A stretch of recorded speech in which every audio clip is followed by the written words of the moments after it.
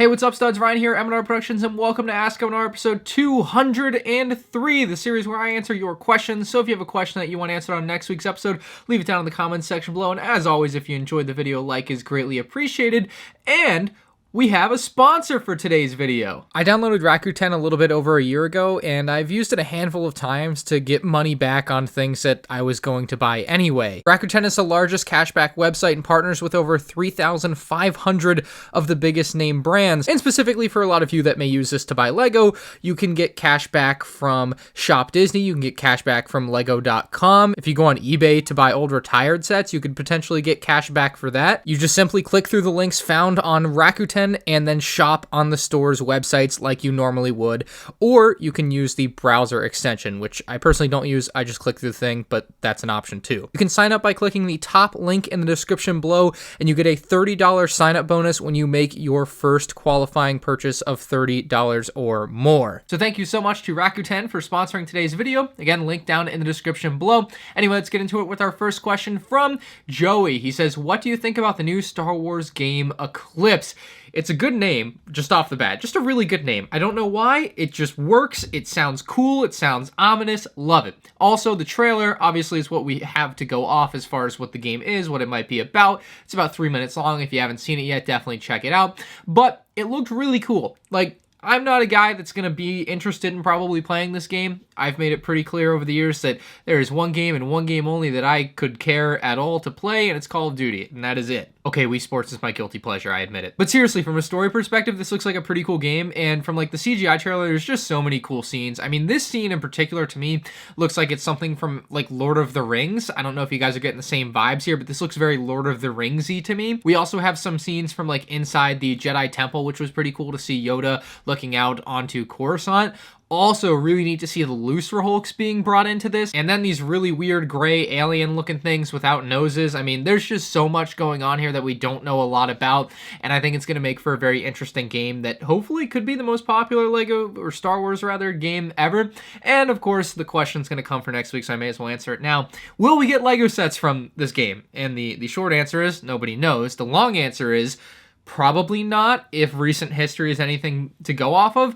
They took Jedi Fallen Order and they were like, well, you see, this is a really great and popular game that everybody likes and everybody wants LEGO Star Wars sets based on, but we can't do it because it might be too violent for kids. And it's like, you have this whole subline of sets called 18 plus sets.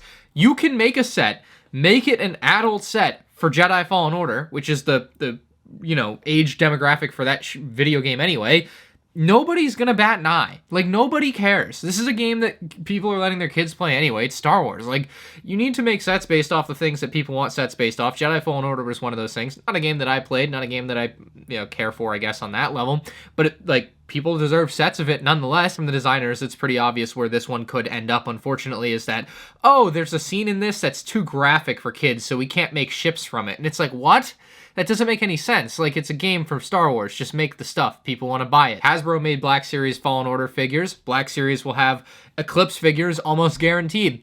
But LEGO Star Wars can't be bothered. So it's a hard thing to know the answer to as far as that goes, but the game itself, or at least the trailer, looked really cool, and I've seen a lot of hype around it, so it got me kind of hyped. Ian says, did you hear about the 2022 LEGO Creator Tiger Butthole? Of course I heard about it. In fact, I saw it with my own eyes. And, sometimes as a species, we reach a point where we need to kind of go back. This is one of those points. We've gone too far. I really don't know why they decided that they needed this level of detail on a LEGO Creator Tiger. If it wasn't there, nobody would ever say anything because it's so nonsensical to, think that it would be there. But now it's there. And it begs the question about LEGO minifigures. Chad Dill says, how do you think the current supply shortages will impact the January 1st releases? Well, you see, I'm not qualified at all to talk about these sort of things. I don't know anything about shipping supply lines and all of that sort of stuff, but, that hasn't stopped me before, so let me give it my best shot. It probably won't affect it too much. I think anything that you want to get on January 1st, if you're at the LEGO store or if you're on Lego.com, you're gonna get it. Like, it's gonna be fine. I don't think that it's super, like, you know, stores are only gonna get 2 of something or whatever. Online, there's only gonna be 2 available. You know, I think it'll be fine for people that are on top of their game. If you're waiting a little while, then you might have to wait a little while longer to get what you want. But it's not like these things are gonna disappear, you know, in the first week and then never come back. You might, you know, have to wait till February or something if you're not on top of it getting it the first few days, but like it's just not a big deal in my opinion. I'm not too worried about it, but you know, like I said, not qualified to talk about it, don't know too much about the topic. It's the typical thing with LEGO is that, yeah, it might go out of stock, and if it does, it'll come back in stock, and it's just not a big deal. Anyway, from Redbeard Fish, he says, what UCS set do you think we'll get first, the Razor Crest or new Slave 1? This is actually a really interesting conundrum because the Slave 1, as of like right this second, is a lot more pertinent than the Razor Crest. And the Razor Crest may never be important again, and the Slave 1 will always be more important than the Razor Crest then because the Razor Crest got destroyed. And if the Razor Crest doesn't show up in more media, you know, if that makes sense. I know ships have been destroyed, and I've talked about this, that even though they're destroyed, they can make them as LEGO sets. Happened to the Death Star and like literally a ton of other things. But like the Razor Crest won't have any further things to push its popularity. And so I wouldn't be surprised if the Slave 1 was what happened first, even though it shouldn't be. I mean, we should have gotten the Razor Crest like a year ago, and we should have had the Slave 1 this upcoming May 4th or this January 1st, but neither of those things are happening. Todd with 3Ds, last name Triple D, says, with Funko recently announcing a Star Wars Visions figure, do you think there's a better chance that LEGO or Black Series make Star Wars Visions products as well? I would be shocked if Black Series didn't, but LEGO's not making a Star Wars Visions set or sets. Just not happening. It's rather unfortunate, but that's LEGO's MO, not to do cool things sometimes. So yeah, Visions would be a really cool thing to get something based off of, but it doesn't look like that's going to happen. Weekly Brick says, what are your thoughts on LEGO canceling / delaying the 2022 Marvel Mechs, Wolverine, Iron Man, Black Panther, and the Mr. and Mrs. Claus Living Room Christmas promo? So we'll talk about the Mechs first. Those are said to be delayed or canceled because of a stability issue. I believe they will just be delayed. I think they'll come out later. I think there'll be some change to the design or something like that. I can't imagine they would just completely wipe that sort of set. It seems like an important one for their Marvel lineup, and you know, obviously they aren't targeted to kids and they need that stocking stuffer for next year. So I think at some point in 2022 we'll see those hit the shelves with a slightly modified design. A lot of people have hypothesized that it comes down to this little joint basically where the legs attach or something. Like that might be it. I'm not even 100% sure. So like there's definitely something going on there with stability issues, but like I don't know if it was a big enough deal to cancel the sets anyway. Like, it felt like from what I've seen, it wasn't that big of a deal, but I don't know. And then for the Mr. and Mrs. Claus promo, I don't know if they canceled it because it's like a bad set, because it's honestly just not that exciting. It's basically just a flat area with a rocking chair and like a little background. It's like a weird build. The more interesting thing with them canceling this promo to me is what they had to say about it. And they said, we decided not to release this product as it did not meet our strict quality standards. Because we work so hard to provide the best possible play experiences, we never compromise the quality of our products. And that's a good statement for someone like me, because it's obviously not true. They clearly, very often, compromise the quality of their products. They do it all the time with LEGO Star Wars. And it's just, like, you see the videos where I talk about stuff, I rant about stuff, I get into my deep thoughts about LEGO and LEGO Star Wars and my, things I'm disappointed with. And it's when they say things like this, it's just fuel to the fire for me, 100%.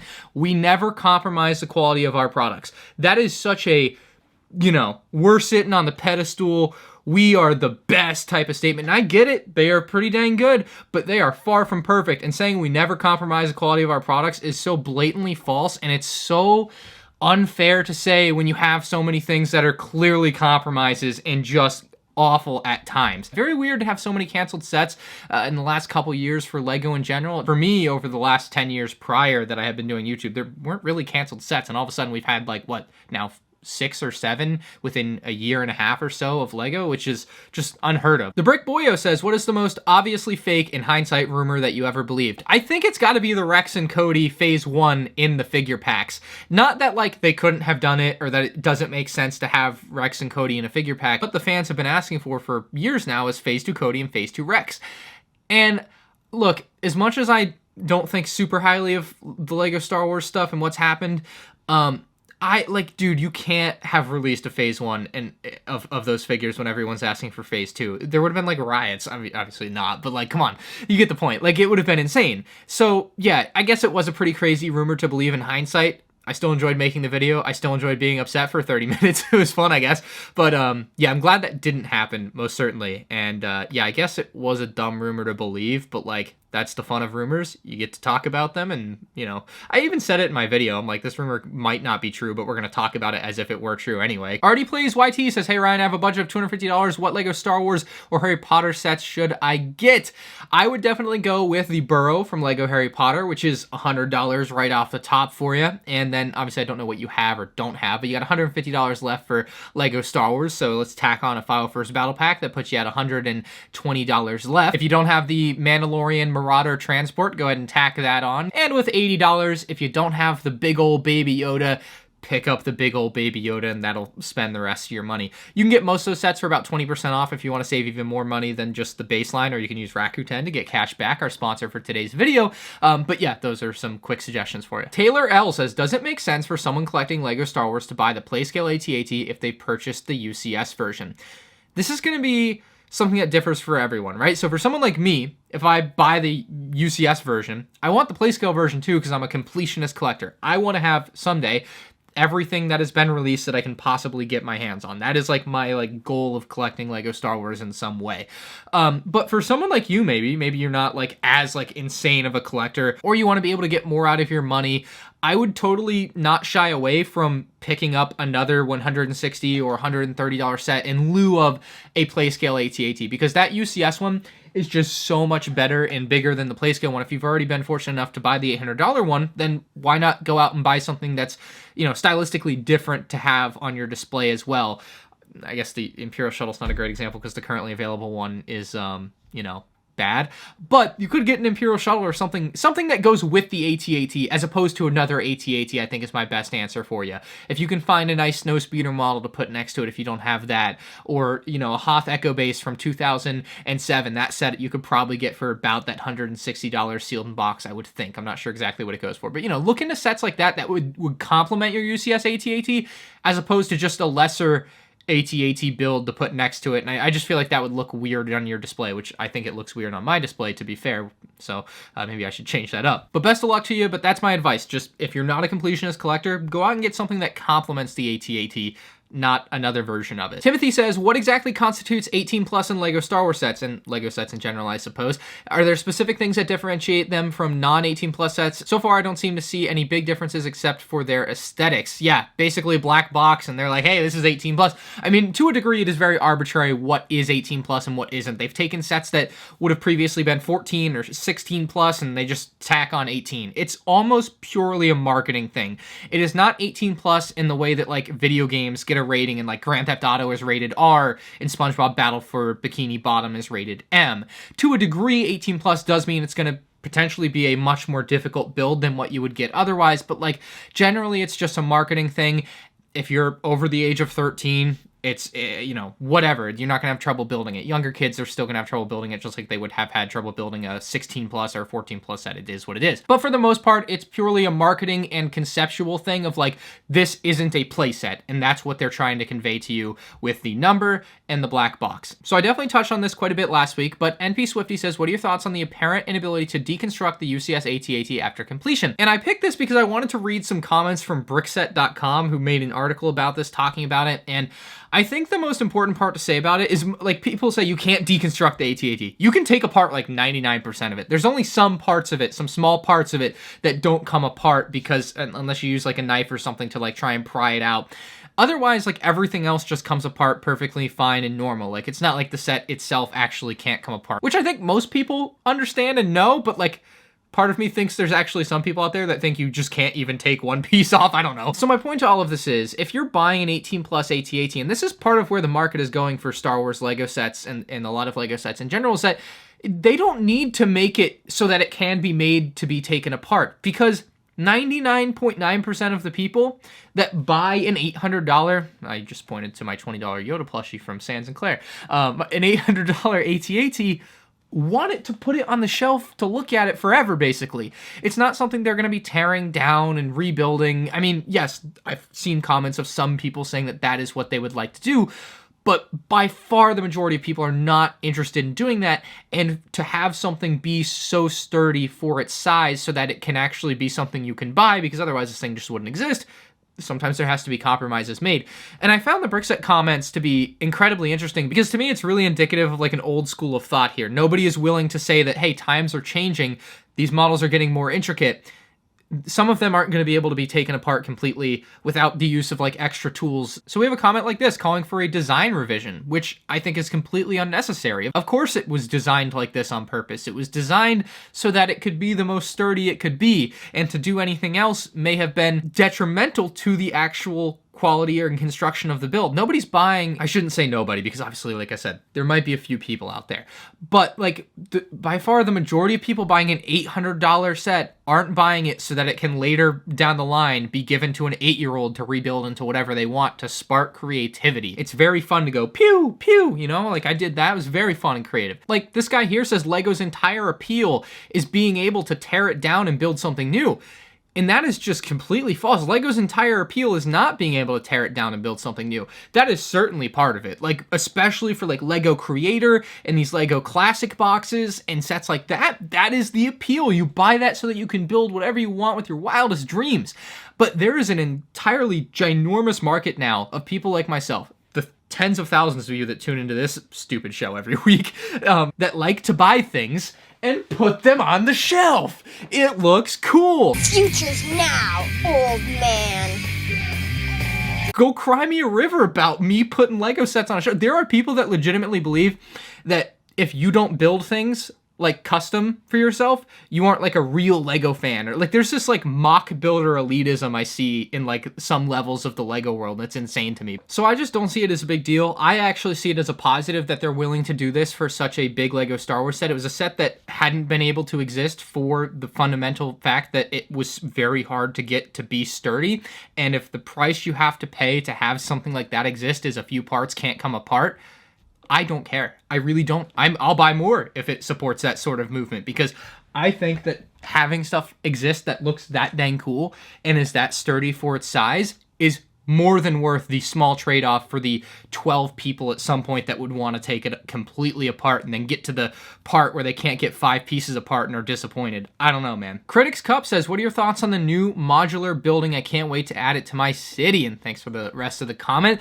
The new modular building is hot, hot, hot, dude. I think there's really just something to having stuff at an off angle sometimes in LEGO. Like a lot of the modular buildings are just, you know, straight flat facing the street. This one comes at a corner and it's like 45 degrees for the face of it with the hotel entrance, and you have this very cool stairwell off to the side of it that has this really interesting palm tree design. There's also a little shop or a cafe down there in the particular image I'm looking at now. I can't tell. I'm sure I'll have the proper image up and you'll be like, oh, this guy's an idiot. He doesn't know what it is. So yeah, there's just some really cool aspects about it. It's just generally from like a design perspective or an architectural perspective, a really intriguing and cool looking build. And it's one that I'll be buying and probably reviewing like I did the police station last year. The police station, when put next to this, I think looks a lot bigger, but the police station, in my opinion, is just an uglier build, especially that purple next to the tan. It just, I don't know, those colors don't mix. I feel like the colors on this set mix a lot better and are more aesthetically pleasing for me. So that'll be one that I definitely pick up on day one, January 1st, when I go to the LEGO store in Orlando. Scarlett says, what if LEGO only retired a playset when they are remade? So a set like the 2013 gunship would only stop being sold when it is replaced by another Playscale gunship. This does not apply to sets like Battle Packs, UCS, Polybags, and Microfighters, as they are more series oriented. So as good of an idea as this is, it doesn't work at all. You just can't produce everything forever. You know, same way that everything can't be cheap and free for everybody that LEGO Star Wars designers seem to want. It doesn't make sense to produce every set that they make for an infinite amount of time. You have a limited amount of retail shelf space, you have a limited amount of warehouse space, you have a limited amount of production capacity, and you have a limited amount of like consumer money that can be spent on things. Like, you know, people are only going to be willing to spend X amount of dollars on LEGO sets a year.